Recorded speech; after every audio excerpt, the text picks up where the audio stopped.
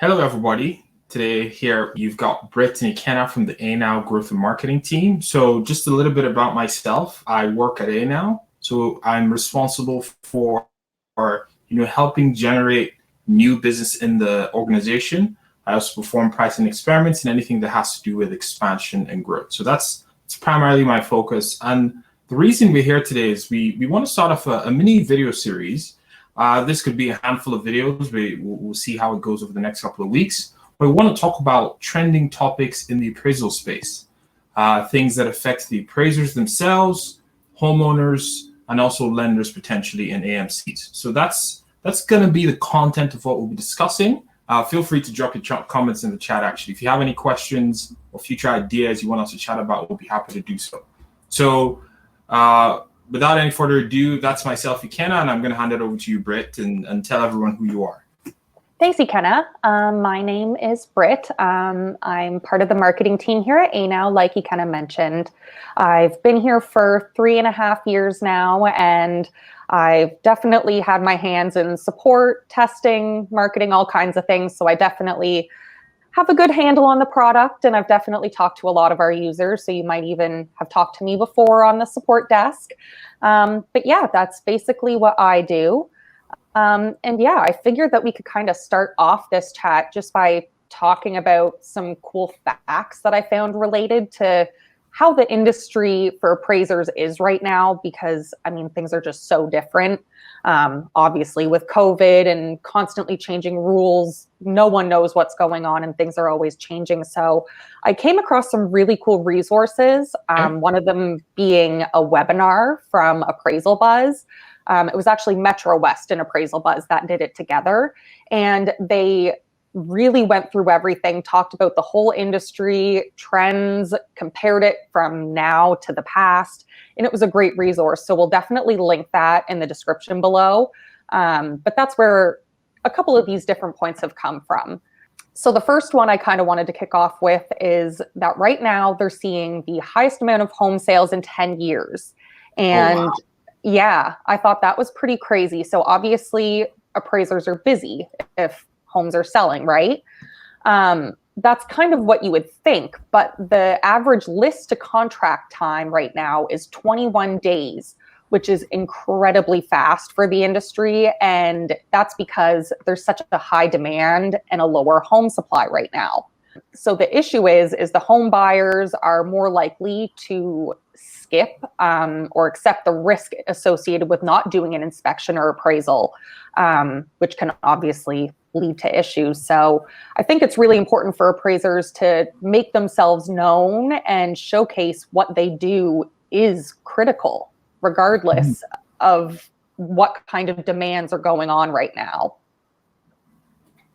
Actually, speaking, so this is from Appraisal Buzz, just in case nobody knows, and Britt, correct me if I'm mistaken. So you said this is from Appraisal Buzz in Metro West. So Metro West is one of the largest appraisal companies in the US.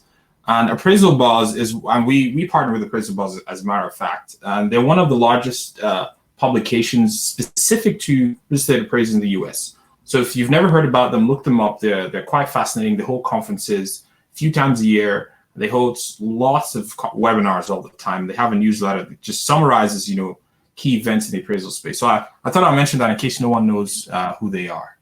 Yeah, no, that's a great point. And another great resource for appraisers in general. Appraisal Buzz really does a ton of helpful content. So definitely check them out. Another thing that they mentioned was that, which I was really surprised about, is that millennials are making up 38% of the people buying homes, which I thought was really surprising.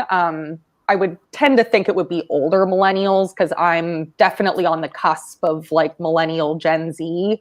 And I'm not buying a home right now, but I know a lot of people who are like 10 years older than me who are. I don't know about you if you've heard any people, but I thought that was a really interesting little fact. That's fascinating. I've had a few friends. So I have friends who, just for anyone who doesn't know, we're in Canada. So I'm in Western Canada, just north of Calgary, and Britt, I believe you're in New Brunswick, correct? Correct. Yeah, I'm right on the East Coast, the Bay of Fundy. Awesome. So for our American friends, she's on the New York side of the country, and I'm on the Seattle side of the country. In case you don't know, so we're just up north in Canada. So I have a few friends in Calgary who've bought homes. But what's happening now, because I don't know if it's a factor of the interest rate, and speaking of interest rates right now are the lowest they've ever been in all of history. So the interest rates that we discovered, and historically, I think in the 80s, I wasn't even born in the 80s, but it was as high as like 19%. But today, this is the all-time low. I know I have a few friends who've bought houses with an interest rate of like 1.8%, which I've like never heard of such a thing before. Mm-hmm.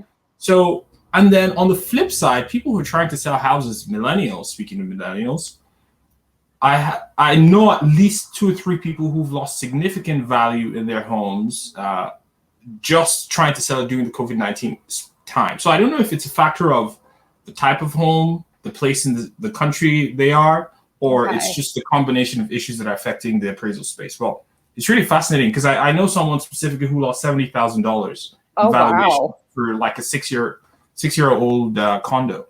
Wow. So it's really interesting. Yeah. Yeah. Another thing with that is, I mean, even though millennials are the ones buying up a big chunk of these homes right now, millennials are having smaller families. So like 1 to 2 kids, we're not seeing those 5, 6, 7 kid households as often as we once were.